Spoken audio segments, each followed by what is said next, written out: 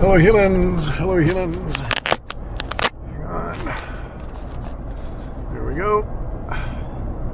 Yep, we're still recording. Okay. Last leg heading out to the coast. Almost 2 something.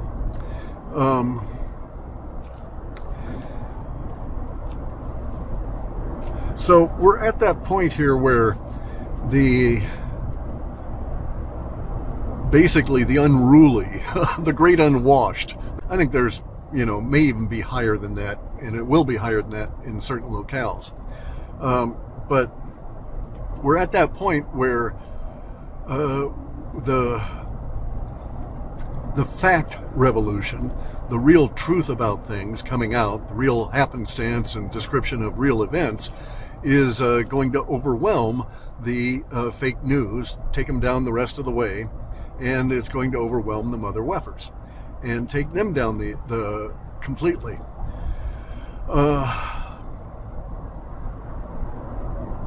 This takedown is not going to be good for people that have been spewing fantasy, right, within the woo world, within the alternative and the conspiracy world. So it's not going to be a good time for Carrie Cassidy, because we've got to get in and root out all of the stuff that she says exists and that factually it does not, right? So all of these lies will be exposed over this year. Maybe it'll slop over into next year, but we're going to lose a lot of these people that have been visible within the conspiracy communities, right? Because they're going to be shown to be less than astute judges of the shit that they pass on. Now, a lot of these guys, they don't care. They're just trying to make money, trying to get views on their videos so they get ad revenue, trying to sell you into some kind of a gold scam where they're making, where they're selling you gold at twice its real cost, that kind of thing. So they make all this money. The millions of dollars that Phil Godlewski was peeling off of whatever scams he had going, to the point that he bought many houses and properties and claimed in court under oath to be worth $75 million. And there was a video I saw a few minutes of that was talking to this, there were 2 guys that were talking to this Dr. Z and to Nick, the guy who made the video about Phil Godlewski. And these 2 guys that were talking to him, one of them was, I don't know their names, I don't know personalities of the the Patriot community or any of that, but that's where these guys were from. And they're talking about Q stuff and that sort of thing. They're not really woo guys. They're more the Patriot kind of guys. Anyway, one of them had just a great observation that this guy with a gray beard, a smart fellow there, he was saying that, blah, blah, blah, 75 million, he didn't buy it because at some point, a person that has over 20 million gets a certain level of gravitas, right? A certain level of substance about them that you just don't see in people that don't have the 20 million, right? Because if you've got 20 million, you can do things. You can buy an $8 million house, you can spend $1 million to have it rehabbed, and you're not going to sweat it.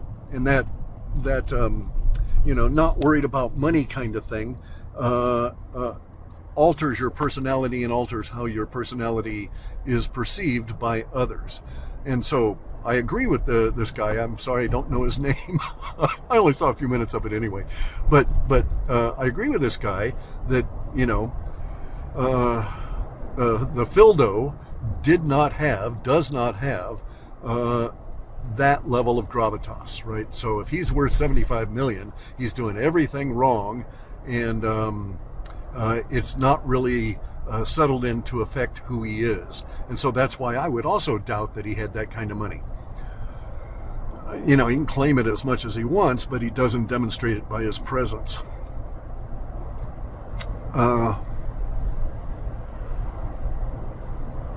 You meet these guys, right? So I know money people.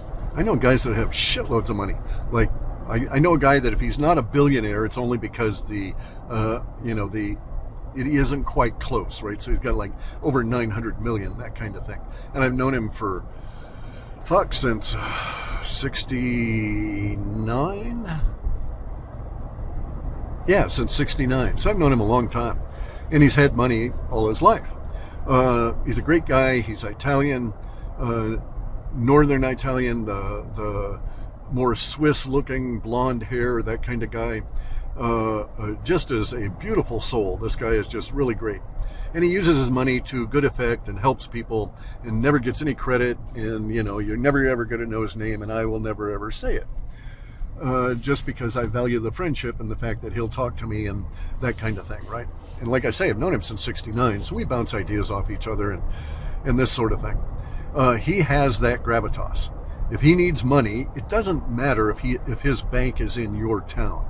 He will go to the nearest bank, he'll present his business card and get an interview with the bank president, and then he's got money available to him. It doesn't matter if he's got, had previously established an account or any of that kind of stuff, because the guy is worth real fucking money, right? And I've seen him invest in India, or disperse is what he calls it. Okay, I've seen him disperse in India on a pathway that would ultimately take $100 million from him for a project that he wanted to do. And, he doesn't bat an eye. And he knew that when he got into it, it would certainly be over 40 million. And he told me that. He said, "No, these guys are full of it, but I'm in with them." He says, we'll do at least 2 times that. And it turns out it's probably between 80 and 100 million that he actually ended up putting into that particular project. Anyway, though, so these people just don't act like they should if they have the circumstances that they should. And as we go forward, a lot of this stuff's going to come out. As I say, it's not going to be good for Carrie Cassidy, because so much of the stuff she accepts as factual is in fact fantasy. So everything that Mark Richards has told her about the external world, about CIA, about the space, about AI, all of that is lies. So everything that she's been told, all the 12 interviews, all of the work she's put into it, getting there and discussing it, writing them all down, all the things he said, and coming back and typing them all up, all of that kind of shit, it was all on lies. Most of the people that she has interviewed as her sources lied to her. William Tompkins was lying.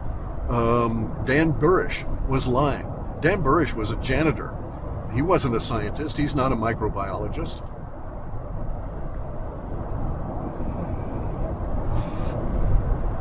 So much of her stuff is going to be shown to be bogus. But we need to do this. I mean, I like Carrie. I'm not trying to cause her problems, but, she has real problems. Because we're not going to take her insistence that these things are true as meaningful, especially now. Especially as we get into these very interesting few months. The rest of this year. We'll be doing this for the rest of this year, and then we'll still be going into more minor trails as we go forward. This is sort of a confluence. So when I first started working in the telephony business, and we're talking in the 1970s, scientists, people with vision were all saying that they were looking forward to the point of convergence, to where the phone was the computer, or the computer was the phone, which we have now with our cell phones. And because it would mean all these wonderful things, which it does. Okay, so now we're in a point where there's going to be another convergence, and that convergence is going to be around our shared reality. And we will basically, what we have to do is we've got to eliminate the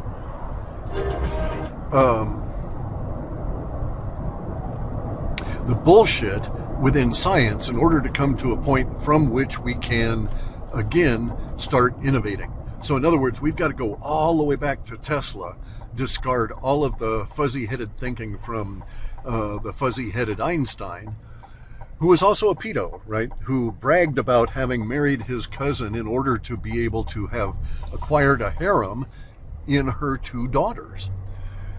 And he bragged about it repeatedly. It was an embarrassment, especially as he became an old man. All of the black goo shit that Carrie was spouting on for some time. I haven't heard her talk about that in a long time, but we'll have a real understanding of, and then everybody's going to dump on her about her ideas on AI as being bogus. And these kind of things, right? Now, she is talking frequently about human-alien hybrids, and they're coming across the border in great numbers, and they're human and gray hybrids. And factually, we even have Alex Jones putting out their videos showing human-monkey hybrids, okay, created by our scientists. But now, note that our scientists aren't very good at it. They're basically just putting in human cells human material, DNA, into the into the monkey embryo, and they're producing a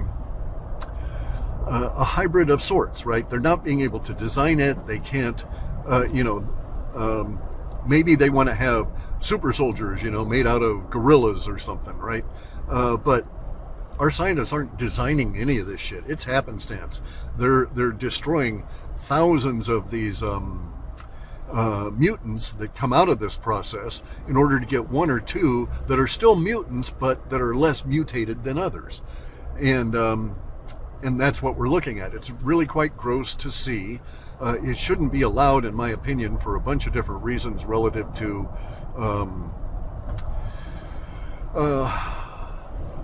souls, this kind of thing at that level. But they are doing it. They're going to try and do it with all different kinds of critters. As I said, that, back when, that if we had the ability to do these kind of hybrids, you'd see them everywhere. We're just now starting to get this ability. Now, you'll see Carrie Cassidy and these people will come up with a fantasy and say, oh, well, what they're showing you here is, 20 years behind what they can actually do.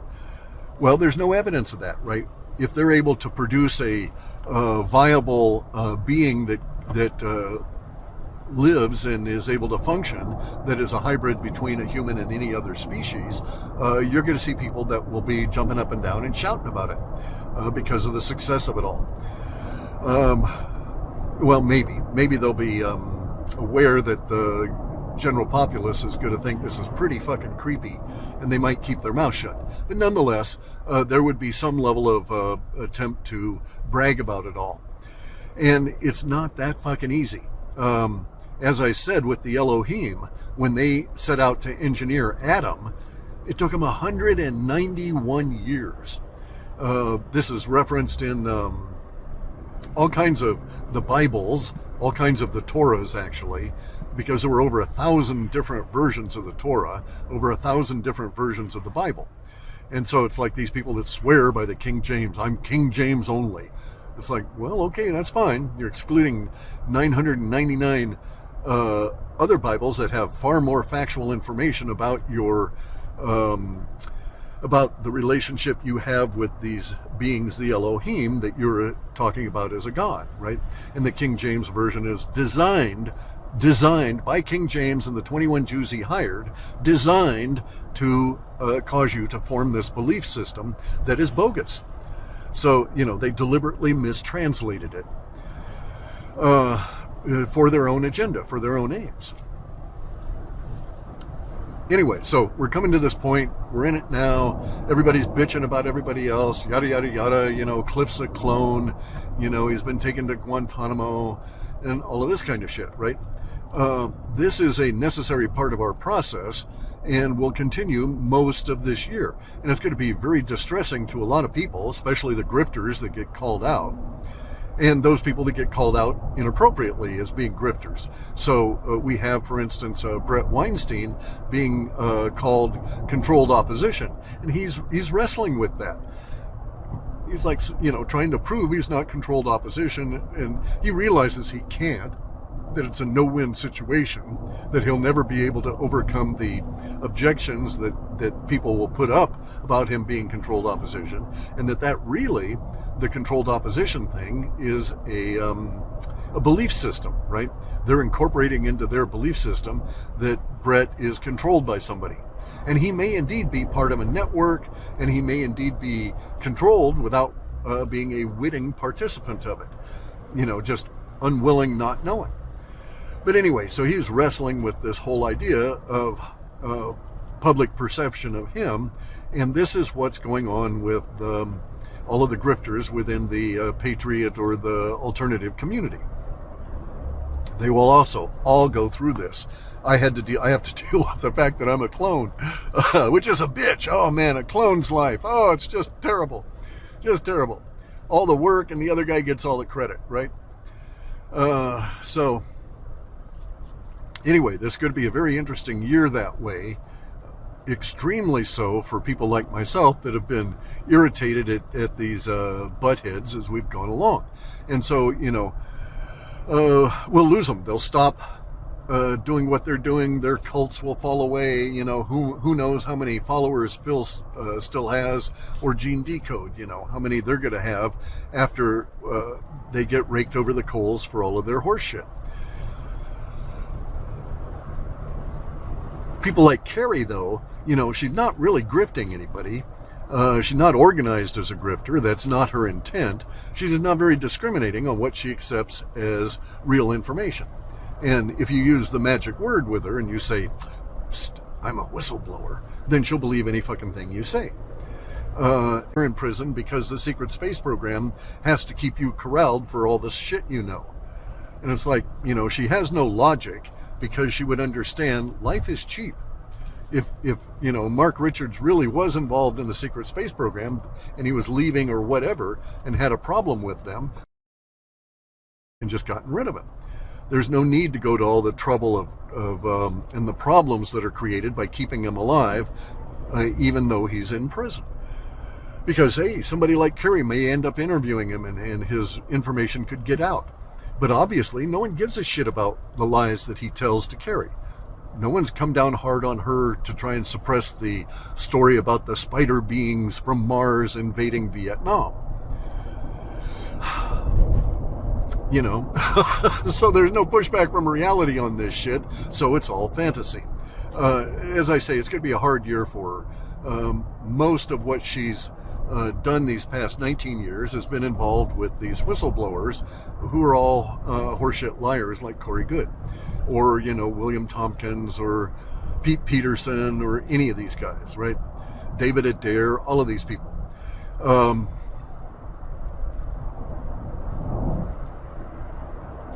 This year, in that regard, is going to be the beginning of this cleansing period, and we will end up over the course of this year getting into a mindset to where we really, really, really get into the past.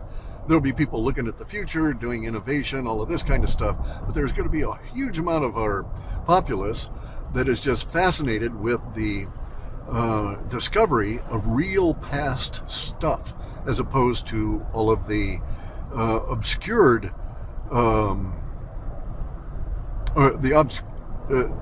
as opposed to the hiding of the real past by these various mechanisms, by the Elohim worship cult. And so it's going to get really gruesome for them, right? So this is the year I expect Judaism, this year, next year, and the year after, all the way through 2026. I expect Judaism as a, whatever the fuck it is, Stockholm Syndrome, right? I expect it to be examined and re-examined, and that Jews will not have a comfortable year, especially the Chabods, right? Any of the rabbinical sites are not going to have a good year. Rabbis in general are going to be very much diminished by the end of this 3-year period. This year, 25 and 26. By the end of 26, we'll have very much diminished reputation of rabbis globally. And in fact, in non-Jewish areas, rabbis will be pariahs. They will be, someone walks up with looking like a Hasidic rabbi in Arizona. They may really get a lot of shit, right? Because it'll come out that it's all the Hebes and the rabbis and stuff that are orchestrating the migrant invasion, and we'll be fighting the migrants. That the religion is not really pertinent to it. It's just an easy way to identify the enemy, and the enemy will claim anti-Semitism again. They always do. And so that will be its public face, is that they'll put out that it's all anti-Semitic activity, because they're not going to, let on that they've been coordinating with the invaders, yada, yada, yada. Very interesting situation. 107 has some legitimate concerns. Now we've passed the time, in my opinion, where such concerns have merit, where there's anything we can do about it, right? We're far too late in the process. These people didn't do enough. There's no way that 107 is going to be able to shoehorn the Elohim back into the box of breakaway civilization out of Antarctica. Just isn't going to happen. Too many people are aware of the Elohim aspect of the coordination of the situation against the people of this country. Anyway, so I'm going to there's road hazards up here. I'm going to have to pay attention and do some of this. But it's going to be an interesting year. It's going to be bad, as I say, for some people. Legitimately, Carrie Cassidy deserves to be called on the bullshit that she's promulgated from Mark Richards, among others, right? Among many others. She deserves to be called on it because it's all horseshit. They lied to her and she promulgated it as though it were fact.